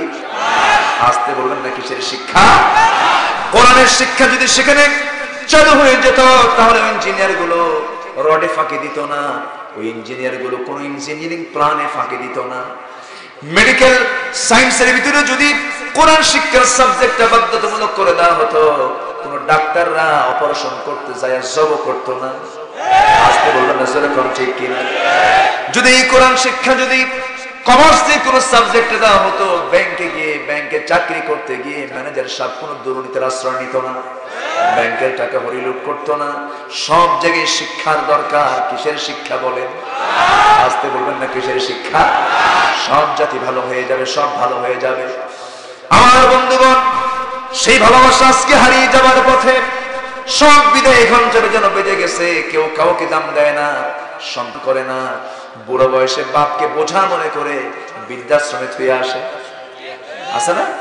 আমি নিজের চোখে দেখেছি গাজীপুরের বৃদ্ধাশ্রমে কত বুড়ি মানুষ, বুড়া মানুষ, তাদের সন্তান এক একজন বড় বড় পুলিশ কর্মকর্তা, বড় বড় অফিসার, কেউ ইঞ্জিনিয়ার, কেউ ডাক্তার, কেউ এরকম বড় বড় প্রফেসর। কিন্তু আমি হলফ করে বলতে পারি, কোন বৃদ্ধাশ্রমে দেখতে পাবেন না যে একজন বুড়ি মহিলা, একজন বুড়া বা কোন আলেমের বাবা, কোন আলেমের মা, একটা খুঁজে পাবেন না। কারণ প্রত্যেকটা আলেম সন্তান কোরআনকে মহব্বত করে বাপকে সম্মান জানাবে, ঠিক কিনা? এই জন্য সব ছেড়ে দেন, সন্তানকে 30 পারা কোরআন সিনায় ঢুকায় দেন, আপনার সন্তান জাতির শ্রেষ্ঠ চরিত্র যুবকে পরিণত হয়ে যাবে। আল্লাহু আকবার। কষ্ট হচ্ছে? এই মাহফিল আগামী থেকে 3 দিন হবে। জোরে বলি ইনশাআল্লাহ, আরো জোরে বলি ইনশাআল্লাহ। সবাই কি চান আপনারা? এই মাহফিল হবে এই অঞ্চলের সবচেয়ে বড় মাহফিল। লোকজন বেশি হলে বড় মাহফিল হয় না, মাহফিলের সাজানো গোছানোটাই হচ্ছে সবচেয়ে বড় বিষয়। মাহফিলটা অনেক সাজানো গোছানো হয়েছে, বলি আলহামদুলিল্লাহ। আল্লাহ কবুল করুন, জোরে বলি আল্লাহুম্মা আমিন, আরো জোরে আল্লাহুম্মা আমিন। এত সুন্দর আয়োজন, তারা মাহফিলকে সাজায়নি, তারা কোরআনকে সাজিয়েছে, বলি আলহামদুলিল্লাহ। আব্দুর রহমানকে আনসার সাহাবী বললেন, তুমি কোন বাগান নিবা, কোন বউটা নিবা? চিন্তা করছেন, বউ দিচ্ছে, বাগানও দিচ্ছে। সুবহানাল্লাহ বলবেন না? এবার আব্দুর রহমান মুস্কি হাসি মেরে বলছেন, ভাই তোমার বউ তালাক দেওয়ার দরকার নাই, তোমার জমিও দলিল করে দেওয়ার দরকার নাই। কেন? আল্লাহ আমাকে মক্কায় প্রচুর দিয়েছেন, আমি দেখেছি, আমার লাগবে না এগুলো। তুমি আমাকে একটু বাজার দেখায় দাও, ব্যবসার কৌশল শেখায় দাও, আমি একটু ব্যবসা করে খাবো। আল্লাহু আকবার। একজন ব্যবসায়ী এবং রাসূল জান্নাতের মধ্যে 2 নখের দূরত্ব থাকবে, জোরে বলি সুবহানাল্লাহ। সেই ব্যবসায় আজকে সুদের কারবার আছে না নাই? আসতে বলবেন না, আছে না নাই? সেই ব্যবসায় আজকে দুর্নীতি আছে না নাই? চাউলের মধ্যে পাথর ঢুকানো আছে না নাই? দিনাজপুরের কাটারি ভোগ, ওর মধ্যে কি কিছু ঢুকায়? হ্যাঁ, ঢুকায়। দিনাজপুরের চাল, বিখ্যাত চাল, বলি আলহামদুলিল্লাহ। খুব সুন্দর এলাকার মানুষ, দোয়া করে দিই নাকি? আলোচনা চালিয়ে যাব। আল্লাহ কয়জনকে মাফ করবেন না? আসতে বলবেন না, কয়জনকে মাফ করবেন না? আমি বলেছি কয়জনের কথা, আরো আছে কয়জন? এদিকে আব্দুর রহমানকে ব্যবসার জন্য বলে দিলেন যে আপনি অমুক বাজারে চলে যান, বাজারে ব্যবসা করলেন। ব্যবসা করে কয়েক রতি আনি না, কিন্তু কয়েক রতি সোনা তার কামাই হলো। কয়েক রতি সোনা কামাই হওয়া মাত্রই তিনি কি করলেন? চট করে বিয়ে করে নিলেন। আলহামদুলিল্লাহ বলবেন না? তাহলে বিয়ের কি দরকার আছে? বিয়ে না করলে বাচ্চা হবে না তো, আর বাচ্চা না হলে জিকির করবে কে? হ্যাঁ, জিকির করার জন্য তো বাচ্চার দরকার, মানুষ দরকার, এই জন্য বিয়ে করতে হবে।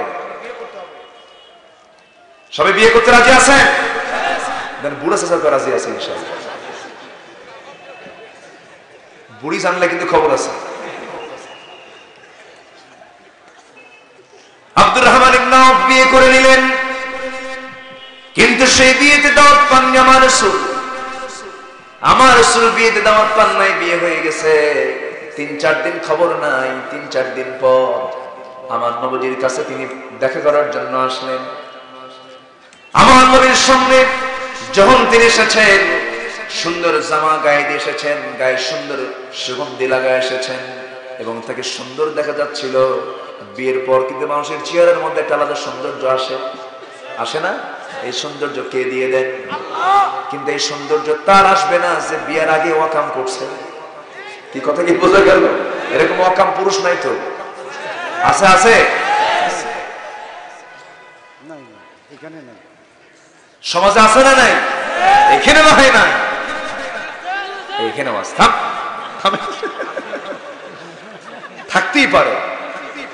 থাকতেই পারে, কিন্তু বলতে হবে নাই, ঠিক কিনা?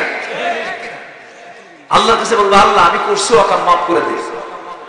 আল্লাহ মাফ করে দেবে। যদি মাফের জায়গা বলি আলহামদুলিল্লাহ, আর জোরে করে আলহামদুলিল্লাহ। থাকতে পারে, এখানে চোরও থাকতে পারে। গত পরশুদিন একটা মাহফিলে আলোচনা করতে নিয়ে আলোচনার শেষের দিকে শুনলাম যে একজনের হুন্ডা চুরি হয়ে গেছে। এমন ওয়াজ হয়েছে, হুন্ডা নাই। কি কথা কি বুঝতেছে? তো হেদায়েত তো সবার হয় না। এখানে কত ধরনের মানুষ আসছেন, এখানে খুনিও আসতে পারেন, এখানে চোর আসতে পারেন, এখানে ডাকাত আসতে পারেন, কিন্তু সবগুলো কার গোলাম? সবগুলো কার গোলাম? আমরা ক্ষমা চেয়ে নেবো কার কাছে? মাফ করবেন কে? আল্লাহ। আমার ভাইরা, আব্দুর রহমান ইবনে আউফ বিয়ে করে নিয়েছেন। 3-4 দিন পর নবীর সামনে হাজির। রাসূল বলছেন, আব্দুর রহমান চেহারার মধ্যে কেমন যেন সৌন্দর্য লুকানো, তুমি কিছু একটা করছো, মানে সুগন্ধি লাগতেছে, তোমার গা থেকে সুগন্ধি আসতেছে। হুজুর আমি তো বিয়ে করছি।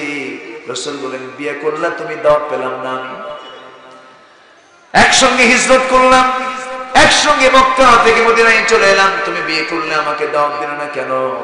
আব্দুর রহমান বলছেন, হুজুর বিয়ে কেমনটা করে যেন হয়ে গেল, তাড়াতাড়ি হয়ে গেল, আমি আপনাকে দাওয়াত দেবো কখন সময় পাই নাই। কি কথা কি বোঝেন? এখান থেকে কিন্তু একটা বিষয় স্পষ্ট হয়ে গেল, বিয়ের বিষয়ে কোনো দেরি করা উচিত। উনি সুযোগ পান নাই, বিয়ের পর্যায়ে হয়ে গেছে, ইজাব কবুলটা হয়ে গেছে, বিয়ে শাদী হয়ে গেছে, সাক্ষী হয়ে গেছে, মিলে গেছে, বিয়েটা হয়ে গেছে। আমার বন্ধুগণ, কিন্তু আমার দেশে বিয়ের আগে থেকে কত প্রসেসিং। গায়ে হলুদ আছে নাকি? গায়ে হলুদ কি মুসলমানের কাজ? আসতে বল, মুসলমানের কাজ। গায়ে হলুদ মুসলমানের কাজ নয়।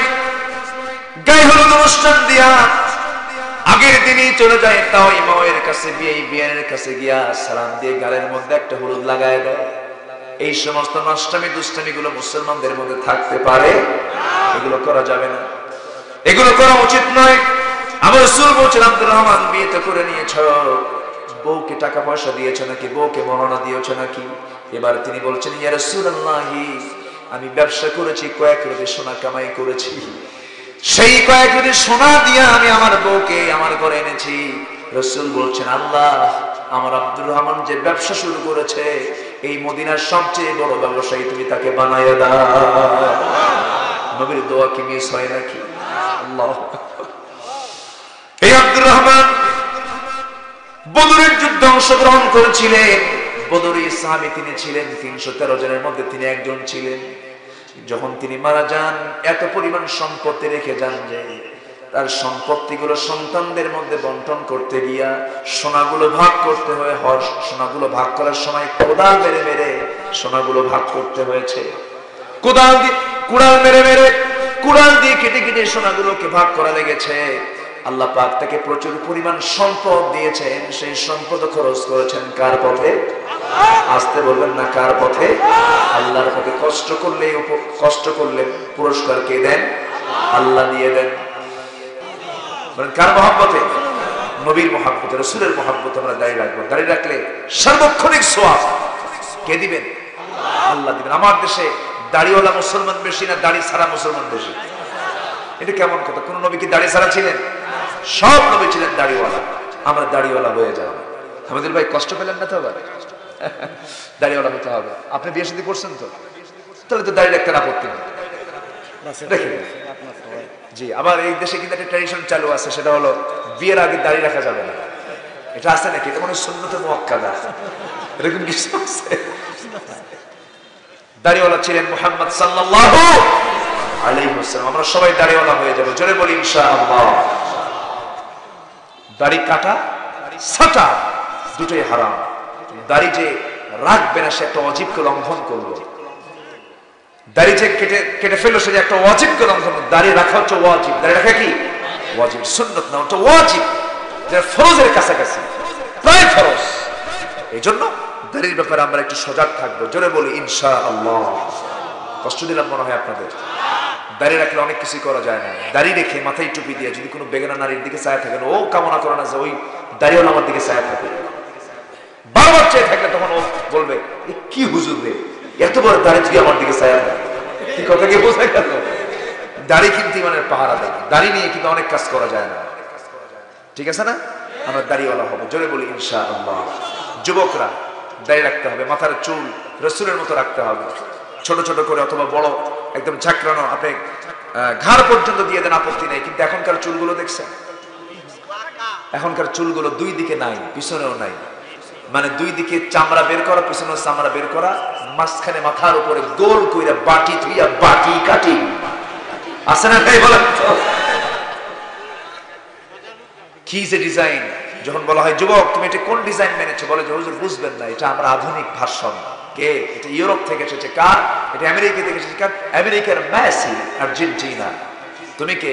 যে আমি ব্রাজিল, আমি নেইমার। তুমি কে?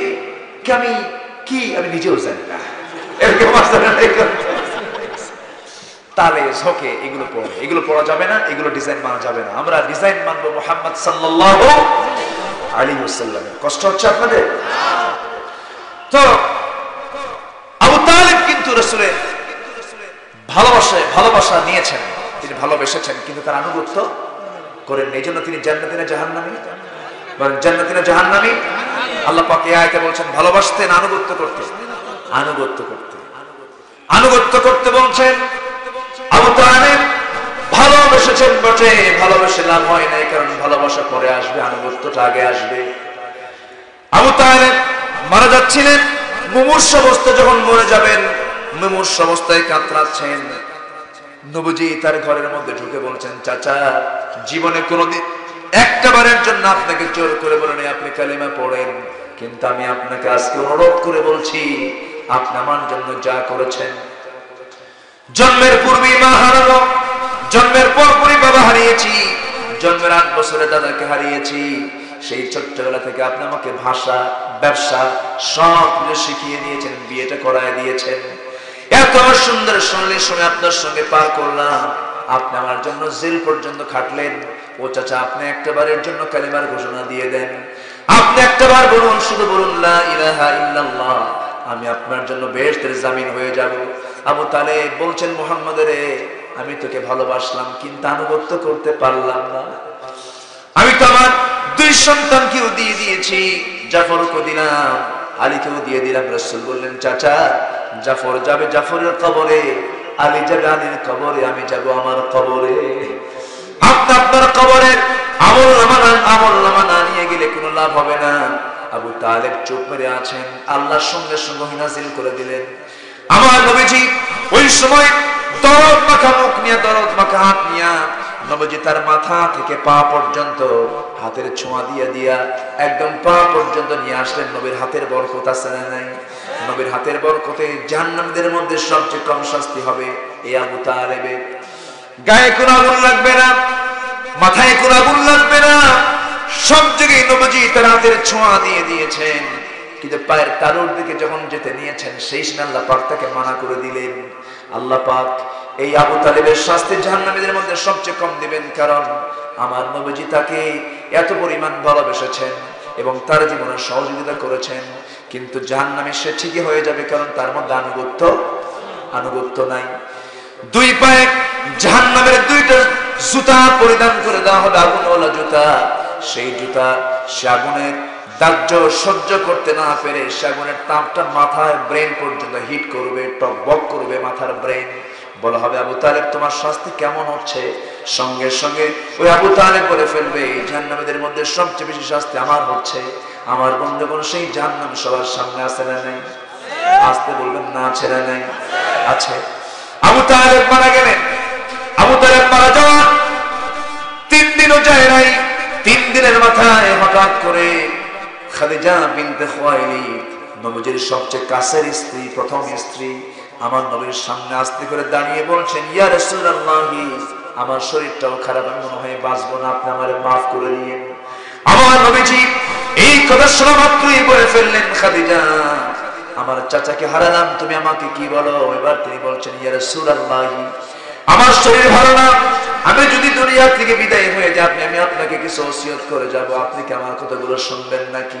রাসূল বলছেন, খাদিজা তুমি আমার কাছে কি চাবে জানি না, তবে আমি তোমার মুখ থেকে কোনোদিন চাইতে দেখি নাই, শুধু দিতে দেখেছি। আমার জন্য তুমি সব দিয়ে দিয়েছো, আজকে তুমি আমার কাছে যা চাইবে তাই দিয়ে দেব। খাদিজা বলছেন, ইয়া রাসূলুল্লাহ, দুনিয়ার কোনো কিছু চাওয়া নয়, আমার মৃত্যুর পরে আপনি আমাকে কবরের মধ্যে কিছু করাই দিবেন, কি দেব? আমি যখন মারা যাব আপনি আমার লাশ নিজের পিঠে বহন করে কবরে শোয়াই দিবেন। আমার নবীজি কাঁদলেন। নবীজি কেঁদে কেঁদে বলছেন, খাদিজা তুমি কি বলো? এবার তিনি বলছেন, ইয়া রাসূলুল্লাহ, কবরের মাটিতে আপনি ততক্ষণ দাঁড়িয়ে থাকবেন যতক্ষণ না ফেরেশতারা প্রশ্ন শুরু করবে। যখন প্রশ্ন শুরু হয়ে যাবে, আমার মন বলছে, আমার দিল বলছে, 3টা প্রশ্নের জবাব দেওয়ার মতো ঈমান আমার নাই, এমন মজবুতি আমার নাই।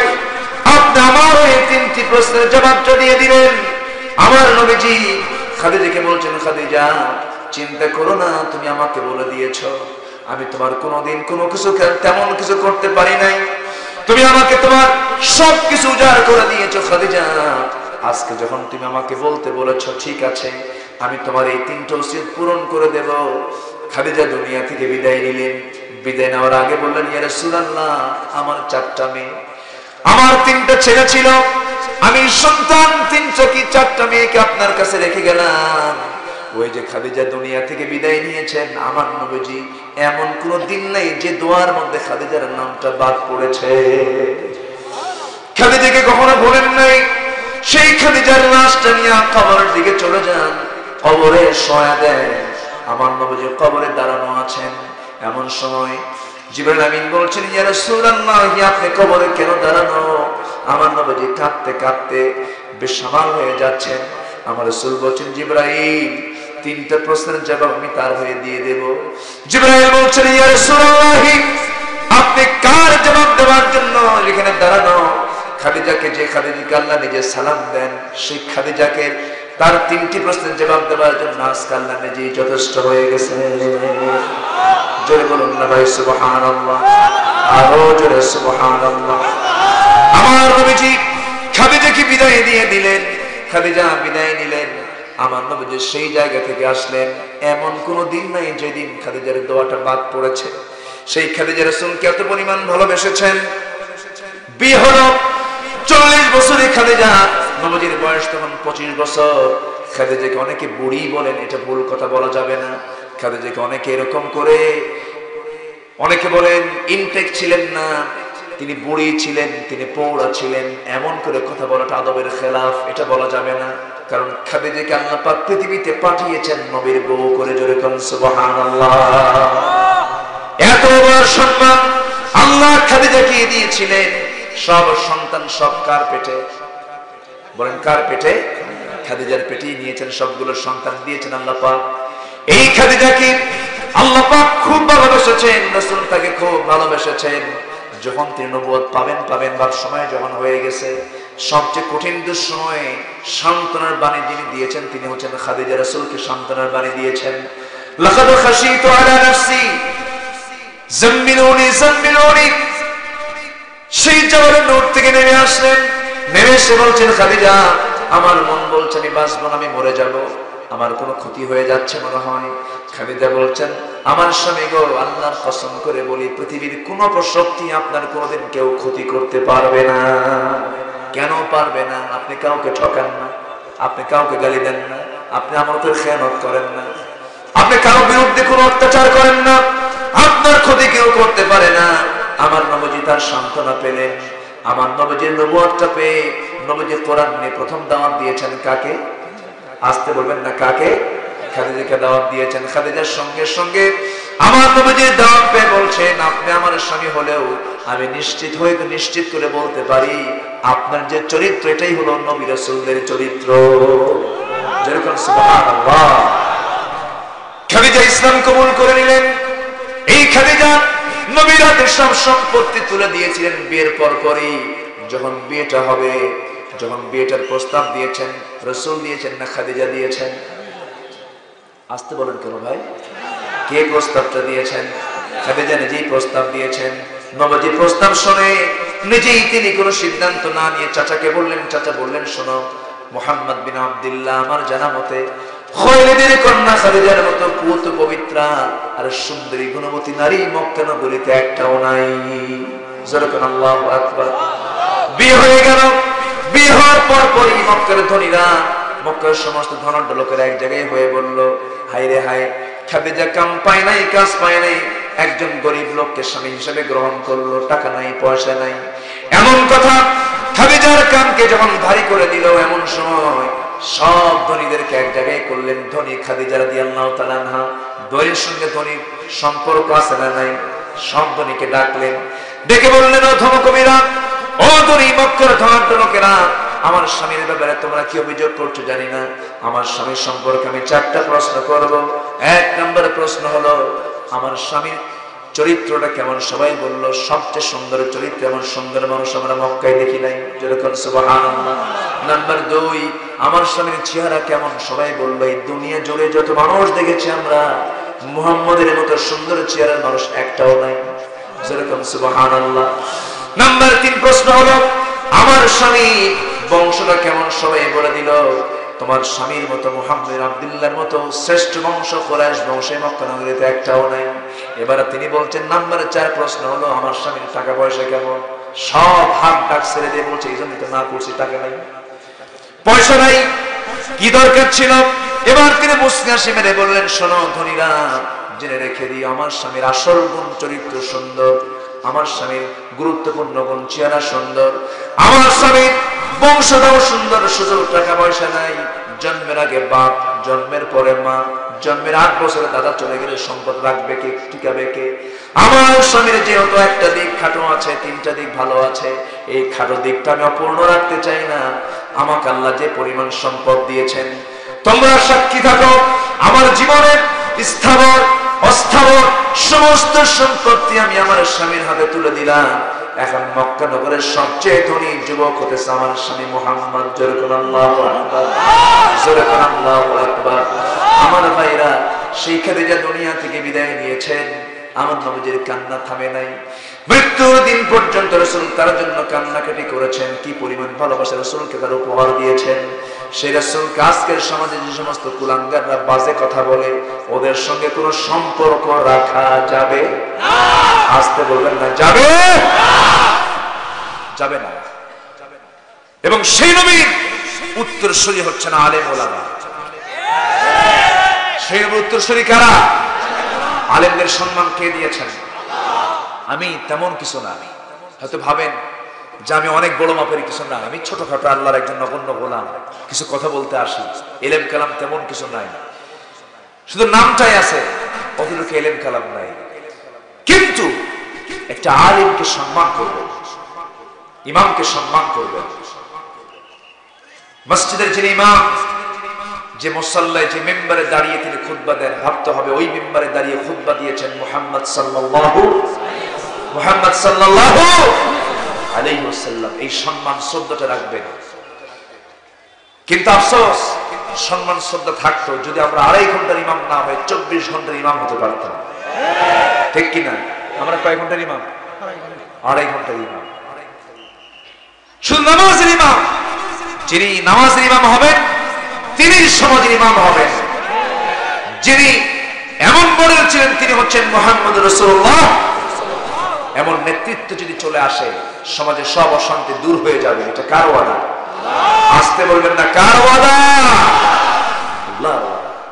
দুঃখ লাগে, কষ্ট লাগে, যেন কোন শকুনের সেই মানে শকুনের চক্ষু আমাদের দিকে তাক করে আছে। কারা যেন, কোন শকুনরা যেন চেয়ে আছে আমাদের দিকে লোলুপ দৃষ্টিতে। আমার দেশের স্বাধীনতাকে ধ্বংস করতে চায় এমন কিছু অপশক্তি আছে না নাই? আসতে বলবেন না, আছে না নাই? সাম্প্রদায়িক সম্প্রীতি এই দেশের হাজার বছরের ঐতিহ্য। এই সাবকন্টিনেন্টে কোটি কোটি মুসলমান হিন্দু একসঙ্গে বসবাস করে আসছে, কোথাও কোনো সংঘর্ষ নাই। কিন্তু সম্প্রতি ভারতের বাবরি মসজিদের যে রায়, এটা শুধু মুসলমানের হৃদয় রক্তক্ষরণ হয়নি, অধিকাংশ হিন্দু ভাইদের হৃদয় রক্তক্ষরণ হয়েছে। ঠিক কিনা? সেখানকার সাবেক চিফ জাস্টিস, ভারতের সাবেক প্রধান বিচারপতি, তিনিও এটা নিয়ে মন্তব্য করেছেন যে এই কাজটা করা ঠিক হয়নি। আবার আমাদেরকে হেয় করে বলা হয়েছে, যেহেতু বাবরি মসজিদ রাম মন্দিরকে দেওয়া হয়েছে, তোমাদের জন্য আমরা 5 কাঠা জায়গা দেব। এমন ফকির আমরা না। আসতে বলবেন না, জোরে বলুন ঠিক কিনা? ভারতের যত স্মৃতি দেখবেন সব মুসলমানদের, তাজমহল মুসলমানের, ঠিক কিনা? শাহী দিল্লির জামে মসজিদ, গোটা ভারতবর্ষ 7 থেকে 800 বছর শাসন করেছে মুসলমান। আমার হাত থেকে ব্রিটিশরা ক্ষমতা নিয়েছে, তাদের শাসন কতকাল এটা আমাদের জানা আছে। ভারত আমাদেরকে সাম্প্রদায়িক সম্প্রীতি শিখাতে পারেনি, ভারত শিখিয়েছে সাম্প্রদায়িকতা। ভারত শিখিয়েছে আমাদেরকে এটাই রায়ের মধ্য দিয়া উগ্রপন্থা। ঠিক কিনা? আমার দেশের মন্দির আমরা পাহারা দেব, ঠিক কিনা? আমরা পাহারা দেব আমাদের মন্দির, আমাদের দেশের হিন্দু ভাইদের মন্দির। একটা মন্দিরে আমরা গা লাগাই, একটা মন্দিরে আমরা হাত লাগাই, ইসলাম মানা করে দিয়েছে। ইসলাম এটা বলেনি।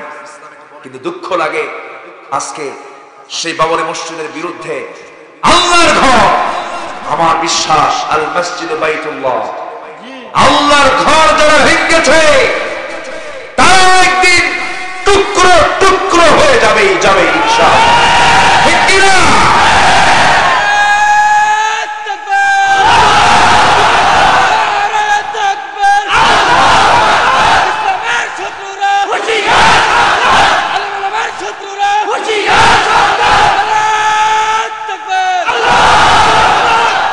সম্মানিত ভাইয়েরা, ইসকন একটি ভারতের পরিচালনায় একটি প্রতিষ্ঠিত একটি সংস্থার নাম ইসকন।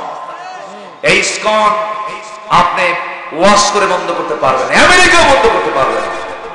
এত শক্তিশালী তাদের ধর্মের প্রচার, তারা চালাবে, তারা সবকিছু করবে। আমরা মুসলমান কিছুই করতে পারবো না। আমাদের দেয়ালে পিঠ থেকে গেছে, হকের পক্ষে লড়াই করবো। চক্ষুকে আমরা ভয় পাই না, পাই না, পাই না। আপনি আছেন কারা কারা হাত তুলে দেখান।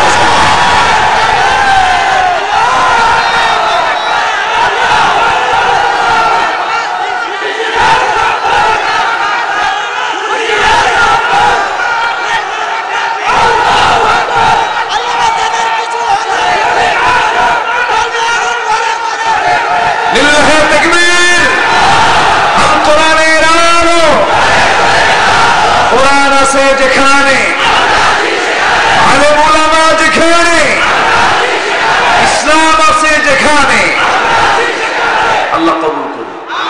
জোরে বলে আমিন, আরো জোরে আমিন। যারা ভুল পথে আছেন চেঞ্জ হয়ে যান, কেউ বাঁচবো না, কেউ বাঁচবো আমরা। বাহাদুরি কয়দিন? ফেরাউন 1600 বছর বাহাদুরি করেছে। কত বছর? এখন শীত হয়ে পড়ে আছে, যা দেখে আসে শুটকি হয়ে পড়ে আছে, কোন দাম নাই। কি পাওয়ার তার, কি পাওয়ার! সেই পাওয়ার মাটির সঙ্গে মিশায় দিয়েছেন কে? সাদ্দাম কত বড় মাস্তানি করেছে, সব মাটির সঙ্গে মিশিয়ে দিয়েছেন কে? নমরুদ কত বড় বাহাদুরি করেছে, আল্লাহ পাক ন্যাংরা মশাতে বিদায় করে দিয়েছেন। সে আল্লাহ নাই? আসতে বলবেন না, আছেন না? নাই। সব দেখছেন, দেখেন। আল্লাহ ধরেন ধরেন ধরেন না, ধরলে আল্লাহ, আল্লাহ চাই। আল্লাহ মারাত্মক। আল্লাহ, আল্লাহর ভিতরে ধৈর্য সবচেয়ে কম না বেশি? সবচেয়ে ধৈর্য আল্লাহর বেশি। আল্লাহ এত কিছু দেখেন, এরপরও ওয়ায়ামুদ্দুহুম ফি তুগয়ানিহিম ইয়ামাহুন, চালা আমি ধরবো, যখন ধরবো আমি আর ছাড়বো না। ইন্না আযাবি লাশাদীদ, আল্লাহ ইন্না বাতশা রাব্বিকা লাশাদীদ, আল্লাহু আকবার। আল্লাহর ক্ষমতা মারাত্মক ক্ষমতা, আল্লাহ সবকিছু পারেন। এ ওঠে কে দেখেন তো, উঠতেছে কে নাকি? ওঠেন কেন? ও যে 2 একজন করে ওঠে,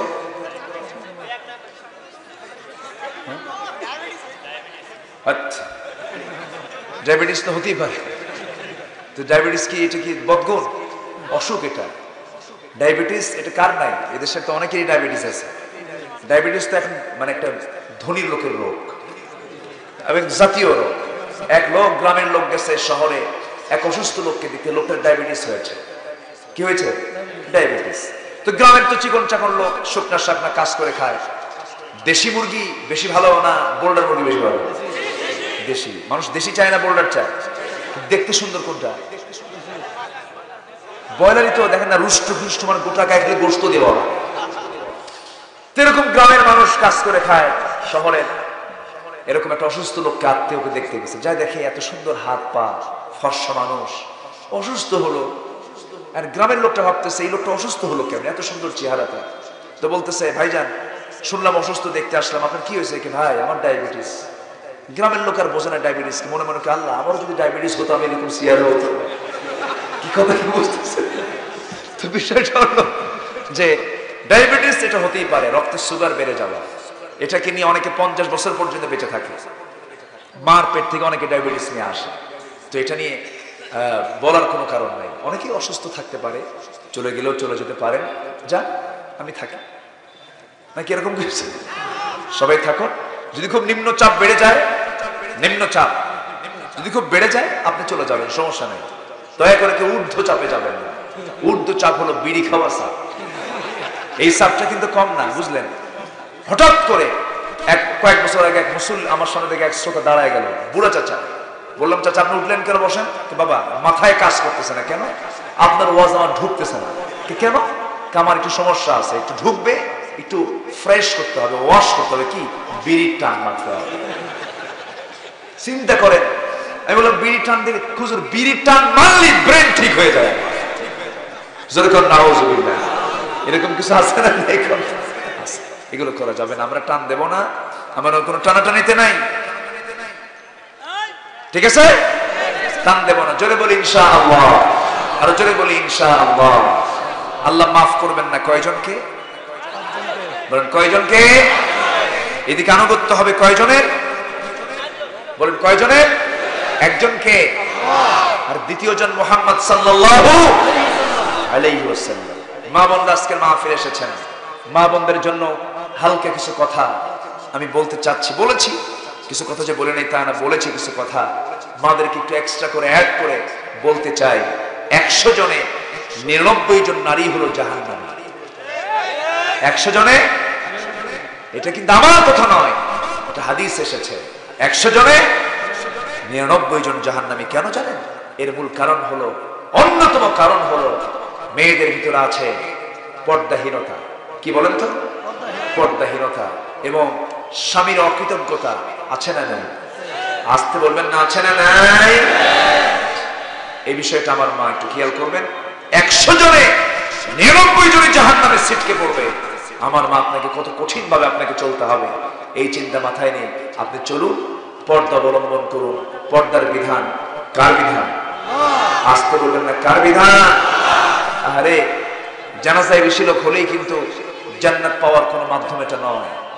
অনেকে মনে করে যে আমার আব্বার জানাজায় লাখ লাখ লোক হয়েছিল, আমার বাপ জান্নাতে গেছে। না, ফাতিমার জানাজায় লোক ছিল, লোক ছিল, কোন লোকই ছিল, মাত্র কয়েকজনকে সাথে নিয়ে, প্রতিবেশীকে সাথে নিয়ে রাতের বেলা অন্ধকারে কাফন দাফন শেষ করে ফিরেছেন আলী রাদিয়াল্লাহু তাআলা। কেন জানেন?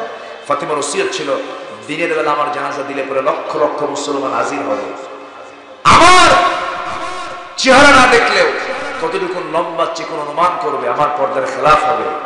দিনের বেলা জানাজা না দিয়ে রাতের বেলা জানাজা দিলেন। আল্লাহু আকবার। রাতে তিনি মারা গেলেন।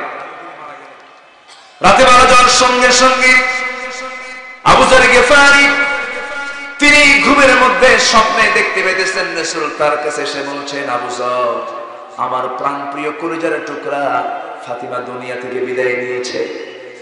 ওরে আবু যর, দেরি না করে তাড়াতাড়ি চলে যাও, আমার মেয়ের কাফন দাফনের বন্দোবস্ত করো, দরজায় গিয়ে নক করো। আবু যর গিফারি রাতের আধারে দরজায় এসে ডাকতেছেন, আলী দরজা খোলো। দরজা খোলার সঙ্গে সঙ্গে আলী বলছেন, আবু যর, তুমি কেন আসছো? এবারে তিনি বলছেন, শোনো, আমাকে কেউ না বললেও রাসূল আমাকে স্বপ্নে জানিয়েছেন আপনার ফাতিমার নাই। আলীও কান্দেন, আবু যরও কান্দেন। আবু যর গিফারি কবর খনন করার জন্য কোদাল নিয়ে গেলেন, কবর খনন করলেন। কবর খনন শেষান্তে আবু যর গিফারি পাগলার মতো হয়ে গেলেন। কবরকে লক্ষ্য করে বলছেন, কবর রে, আজকে তোর মধ্যে যাকে রেখে যাচ্ছি তুই মনে হয় তাকে চিনবি কিনা জানি না। ইনি হচ্ছেন সেই মহিলা যার দেহের সঙ্গে আমার নবীর দেহের মিল আছে, যিনি হচ্ছেন আমার নবীর দেহের কলিজার টুকরা দরের দুলালী ফাতিমা। কবর সাবধানে তুই তার সঙ্গে আচরণ করবি। ভিতর থেকে মানুষের মতো আওয়াজ বের হয়ে আসতেছে, বলতেছে, আবু যর, তুই কারে নসিহত দেস? আমি কবর আমি কাউকে চিনি না, আমি কবর আমি কাউকে গুনতে যাই না, আমি কবর আমি দেখি আমল, আমল যদি ভালো হয় ভালো কথা, আর আমল যদি খারাপ হয় আমি মাটি, তার সঙ্গে ভালো আচরণ করতে পারবো না। আমার মা, সেই জন্য আপনার আমল নামা আপনাকে মজবুত করে নিয়ে যেতে হবে। বিশেষ করে আপনার এক নাম্বার হবে, ঘরের কোনায় দাঁড়িয়ে যাবেন, নামাজে দাঁড়িয়ে যাবেন। নাম্বার দুই হলো আপনাকে রমজান মাসে রোজার দিকে তাকাতে হবে, রোজাটা আপনাকে পালন করতে হবে। এরপরে নাম্বার 3 হলো স্বামীকে একটু দাম দিবেন, মার্কেটে যাবেন না, বাজারে ঘাটে বেশি নড়াচড়া করবেন না, গেলেও স্বামীকে সাথে নিয়ে ছেলেকে সাথে নিয়ে যাবেন, পর্দার নিয়ম রক্ষা করে চলবেন। আল্লাহ কবুল করুন, আমিন। জোরে বলি আল্লাহুম্মা আমিন। এই কয়েকটি কাজ যদি আপনি করতে পারেন, আল্লাহ তাআলা আপনাকে বিশাল একটা পাওয়া, বিশাল একটা পুরস্কার জান্নাত দিয়ে দিবেন। জোরে বলি সুবহানাল্লাহ। আল্লাহ আমাদেরকে কবুল করুন, জোরে বলি আল্লাহুম্মা আমিন। সম্মানিত ভাইয়েরা, 5টা কাজ আল্লাহ পাক যে করবে তাকে মাফ করবেন না। একটা হলো শিরকের কাজ, নাম্বার 2 হলো মুনাফিকি যারা করবে। আমি এটার ব্যাখ্যা আজকে দিতে পারলাম না, অনেক লম্বা কথা ছিল, আজকে এখানে শেষ করবো আমরা কিছুক্ষণের মধ্যেই। কেউ উঠবেন না, সবাই বসবেন। যেহেতু 2 দিন ব্যাপী তাফসীর মাহফিলের শেষ রজনী, এত বড় লোভনীয় দোয়া বাদ দিয়ে যিনি যাবেন, আমি ভাববো তিনি একটা বিশাল চান্স হারিয়ে ফেললেন। আমরা দোয়া করবো সবাইকে নিয়ে, রাজি আছি তো? সম্মানিত ভাইয়েরা, তো এই নাম্বার 2 হচ্ছে মুনাফিকি যারা করবে। নাম্বার 3 যারা ঈমান এনে আবার কুফরের দিকে যাবে। নাম্বার 4 হলো ওই সমস্ত বান্দাকে আল্লাহ জাহান্নাম দিবেন যে সমস্ত বান্দাগুলো একদম ডাইরেক্ট কুফরি করবে, কাফির হয়ে যাবে, কাফির হয়ে যারা মৃত্যুবরণ করবে, আল্লাহ তাদেরকে মাফ করবেন না। এখানে লক্ষণীয় হলো শিরিক এবং নিফাক। শিরিক এবং নিফাক কিছু মুসলমানের মধ্যেও আছে না নাই বলেন তো? আচ্ছা, এই দুটি অপকর্ম থেকে আল্লাহ পাক আমাদেরকে হেফাজত করুন। ফজর নামাজ পড়বো আমরা সবাই, একটু হাত তুলে দেখান তো, একটু চিৎকার মেরে বলি ইয়া আল্লাহ, আরো জোরে ইয়া আল্লাহ, ইয়া রহমান। আমাদেরকে ফজর, যোহর, আসর, মাগরিব, ইশা 5 ওয়াক্ত সালাত আদায় করা তৌফিক তুমি আল্লাহ দিয়া দাও। জোরে বলি আমিন, আরো জোরে আমিন, আরো জোরে আমিন। নামাজ পড়তে রাজি আছেন তো? বান্দার হক নষ্ট করতে রাজি আছেন? খেয়াল থাকবে তো, কাউকে আমরা কষ্ট দেব না, কোনো বান্দার হক নষ্ট করবো না। জোরে বলি ইনশাআল্লাহ। বাপ মাকে সেবা করব, হ্যাঁ? বাপ মার সেবা পাবেন। বউ আগে না মা আগে? দেখছেন অনেক কিছু করে আছে, বউ আগে না মা আগে? মনে থাকবে এই কথা, বউকে বলতে পারবেন। বেশি বাড়াবাড়ি করলে বলবেন, শোনো আমার মা আগে, তুমি বউ পরে, ডাইরেক্ট কথা বলে দিবেন। সেজন্য মার বিরুদ্ধে কোনো নালিশ আপনাকে না দিতে পারে, এটা খেয়াল রাখবেন।